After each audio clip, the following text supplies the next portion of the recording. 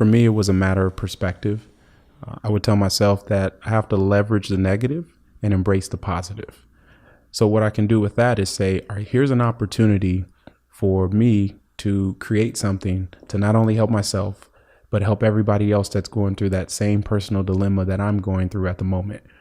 I could have easily just said somebody will make this at some point, or they'll find a way, or there's other avenues. But again, that's where that opportunity for me turned into an obligation because of my perspective. I wasn't going to let this situation die or turn into a point where I didn't take action.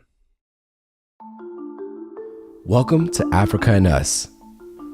I'm your host, Nathan Araya. On today's show, we have Brandon Nespong. Brandon is an app developer and entrepreneur living in Austin, Texas. A few years ago, Brandon founded and created MotoBuddy, a mobile app that connects motorcycle riders with each other.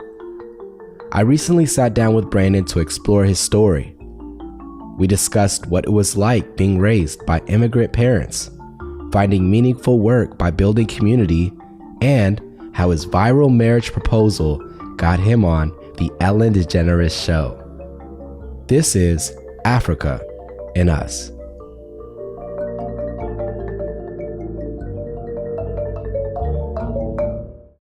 Well, thank you for being on the podcast, sir. Man, I appreciate it. Thank you for having me. I'm happy to be here. So viral sensation. Let's talk about that really quick. My man went viral in 2016? 2017. 2017. 16 million views, nothing much.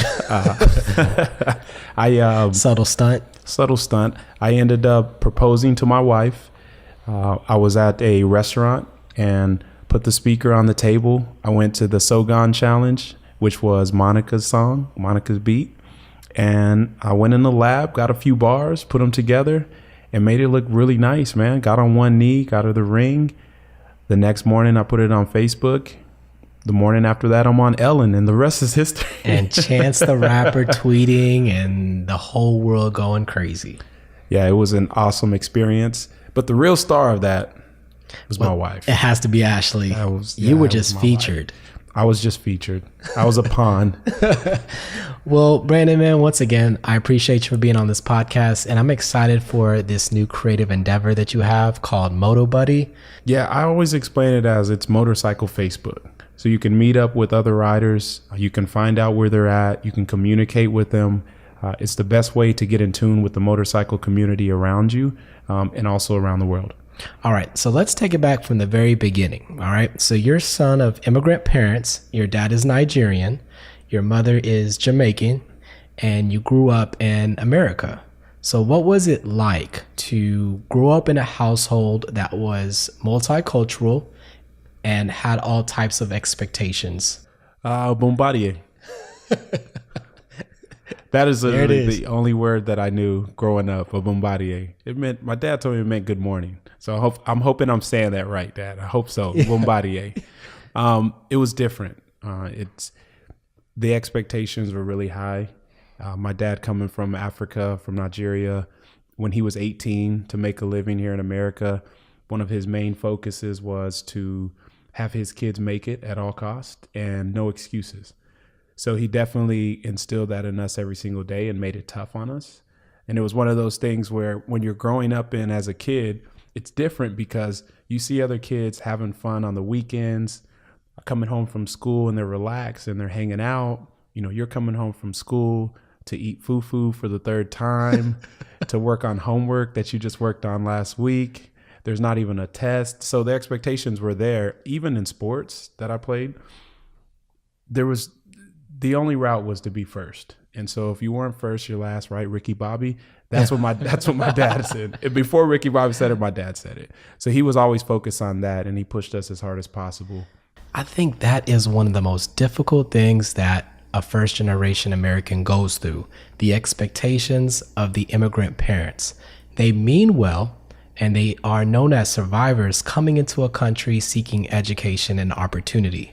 But the difficult and challenging time for us as first generation Americans is to figure out how do we leverage this education and opportunity. So you have external pressures that caused internal conflict.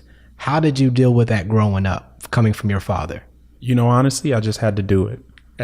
Whatever he said, I usually followed his lead because I respected him. I knew that he came from Nigeria at 18 years old, and he came to America, made a name for himself, made it work, supported his family, gave us the opportunity to do everything we were able to do, which is sports, go to certain schools, have certain things. And so that respect factor carried on to where I saw that and I just followed the lead. Was it tough at times? Sure. Because again, the outside expectations from the world were a lot different from inside the house, but it's something that I had to deal with daily. And I'm glad that I got through those things because again, that molded me into who I am now. Facts. So apps and app developers weren't even around when we were in high school. So at what moment did you recognize your passion for creativity or app developing? For me, when I was young in third grade, I would always want to go above and beyond for certain projects that the teacher gave me. If the top score was 100, I wanted to get 110 on there. I wanted to find a different way to present my presentation to the class, a way to make them laugh or something to keep them more engaged. It was a craving for attention and for recognition. And I had that just not only through academics, but also through music. I created my first song in 8th grade.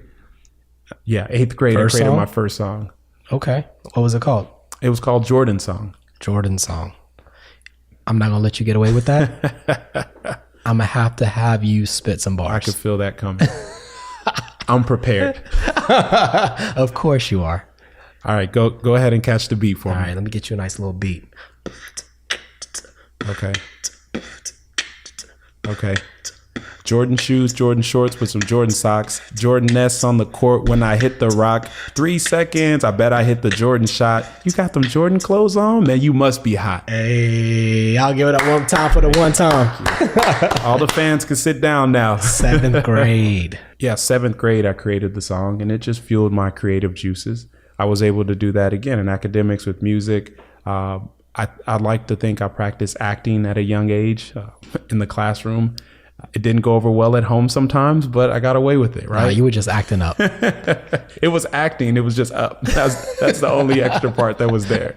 And then when I went to high school and college, it was more of the same. So I like to label myself as more of a creator. And then I fell into apps because that was a way to create. I could take something that I'm thinking about and I could use it to build something that nobody was even thinking about except myself. So there's this American critic, writer, and teacher by the name of Howard Rheingold, and he wrote, "Pay attention to what you're paying attention to."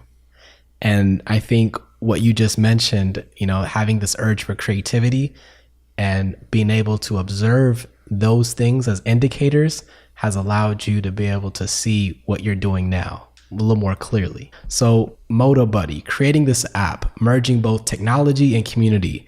Tell me about this story and how it was created. Well, I have to start back about 2013, 2014. I set the table. I'm working at Sonic. I'd been there for 4 or 5 years. I'm a car hop, moved up to assistant manager to supervisor. Did you have rollerblades? I had rollerblades. Yes. I was that guy. Yes. I had the car hop apron. I'm almost hitting my head on the canopy. That's me. Jumping out to bring you your food. And, I'm working there a lot. And while I'm doing that, my mind's still focused on some of the things that are unfinished in my personal life. Music, acting, basketball, certain things that I wanted to pursue. Well, I kept pushing those to the side for 2 or 3 more years, accumulating accolades at Sonic, winning awards. We've got one of the top stores in the country. Things are looking very well, right? But I got to a point where the personal things that I wanted to do started superseding what I was doing at the moment. And I felt like I was not reaching my personal potential. That for me was an indicator that I had to move on. So I ended up working at Office Depot as an account manager. So you just quit your job and then you jumped into Office Depot. Right. Because you were spending so much time working at Sonic. Too much time working at Sonic. And a lot of times people will think about the physical time, but they don't understand the mental time that you're putting into a job. And that's what I was doing. I was putting in, 60 hours physically, 20 hours mentally.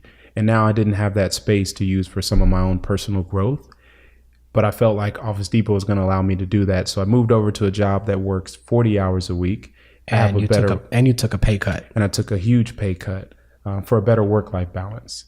So I did that. And with the extra time, now I challenged myself to pursue some of the personal things that I wanted to do, which were music, acting, basketball. So I did all of those. And that's how I fell into mobile apps again, because I had that passion after college. It had fell astray because I started working at Sonic, but now I was back into it. Well, at the time, I started riding motorcycles. I'd love seeing motorcycles as a kid growing up. My dad used to always say a motorcycle was a certificate of death. So it scared me. It scared me for years. I'd never wanted to get on one. That's African parents. Everything equates to death. Everything. The slightest things that you do that's different, they will make it an extreme. Yeah, you have not been scared yet unless you've been scared by a Nigerian parent. That is a different level of scary. Facts. So back to the motorcycle riding. I'd seen them growing up. I got past the certificate of death part. And now I was in a position where I was going to buy a bike and start riding. So I did that. I got one. I remember getting this brand new shiny bike from the dealership. I could barely get out because I wasn't a great rider at the time, although I had taken the classes. And I get out, I ride my bike, and I start seeing all these other motorcycles on the road in Austin. And then I started realizing I only have a couple friends that ride bikes, but yet I see all of these people riding every single day. How do I bridge that gap? How can I fix that? Because I can't find anybody to ride with. So that's when I started dealing with my own personal conflict. I'm a guy that likes to get out and talk to people. I like to hang around. I want to be a part of the community, but there was no way for me to connect with other riders. So that's when I turned that opportunity and took it as an obligation for myself to find a way to create this. And I started creating MotoBuddy. Amazing. So you started with a personal dilemma and created a global solution. I think many people don't see their problems as potential solutions for others and themselves. I agree. What got you into that place to see it like that? For me, it was a matter of perspective. I would tell myself that I have to leverage the negative and embrace the positive. So what I can do with that is say, all right, here's an opportunity for me to create something to not only help myself, but help everybody else that's going through that same personal dilemma that I'm going through at the moment. I could have easily just said somebody will make this at some point, or they'll find a way, or there's other avenues. But again, that's where that opportunity for me turned into an obligation because of my perspective. I wasn't going to let this situation die or turn into a point where I didn't take action. And then you said, embrace the positive. I remember you were telling me that there were moments when you were discouraged in creating this app. So you would send messages to yourself through your computer to your phone. Tell me about what that moment consisted of. Yeah, I would send motivational messages to myself all the time. In creating the app, I ran into a ton of challenges. And I would sit in front of the computer for 10 plus hours working on the same dilemma, the same problem, and couldn't get out of it. And it's discouraging. You feel like you fall into this pit of, it's not going to happen. You start hearing voices in your head like, maybe you can't do this. Well, what I would do is I would go to my computer. I would send a message to MotoBuddy because I had a simulator on the computer, but I also had my phone that I tested with as well. So I had essentially two MotoBuddy phones that were working. Well, I would send a message from the simulator to my phone with the inspirational quote on there. I would say, keep pushing. I would tell myself, remember why you're doing this. I even sent myself messages just with my wife's name. Remember your wife. Think about the outcome, all sorts of things. And it was delayed at the time because I wasn't as good at coding at that moment, which was great because I would look at my phone hours later and forget that I sent the messages. So now I'm in a tough time and I'm reading the messages that I told myself, and it helped me get through. That's amazing. I loved how you created an environment for yourself to be inspired. And I don't think many people also do that. So that's huge. And I commend you for doing that in those times. How would you encourage someone that's also trying to do the same thing? They're trying to develop the next app. They're trying to create the next business, but they have a low self-esteem because of maybe some past failures, and they're trying to overcome a fear and step out in faith. For a person like that, I think affirmations are important. I was actually talking to this lady in my job, and she had a journal that was right beside her. And I went by her desk and I said, "Hey, what's that journal for? Are you writing in some notes for your accounts?" She said, "That's my affirmation journal." Oh, wow. So, yeah, I said, "Wow, what's in it?" She said, "What I do is every single morning I take this journal and I read the first page." And so we looked at the first page and it said, "I am great. I am beautiful. I am whatever I want to be. I can make it." So those kind of affirmations she kept reading to herself daily. That's essentially what I was doing when I sent myself motivational messages. So anybody that's in that space, if they're not sure if they can keep going, remind yourself of who you are. Keep telling yourself who you are. Because if you do that, all of a sudden you're going to continue to believe it, and then you can push through whatever circumstance you're in. Well, I appreciate you. That's our time. What are some ways that people can get in contact with you? Oh man, you can reach me on social media. You've got Moto Buddy on Facebook, Moto Buddy on Instagram, Twitter, motobuddy.com. You can email me at nespong@gmail.com. You don't have to spell that African name. And you have to Nsekpong. say it right. There you go. Nsekpong. Nsekpong. NSEKPONG@gmail.com. Send me an email. I'd love to hear from everybody. This concludes our episode of Africa and Us. Thank you for listening. Be sure to share the episode and follow the journey on social media with me at Nate Araya. Be encouraged.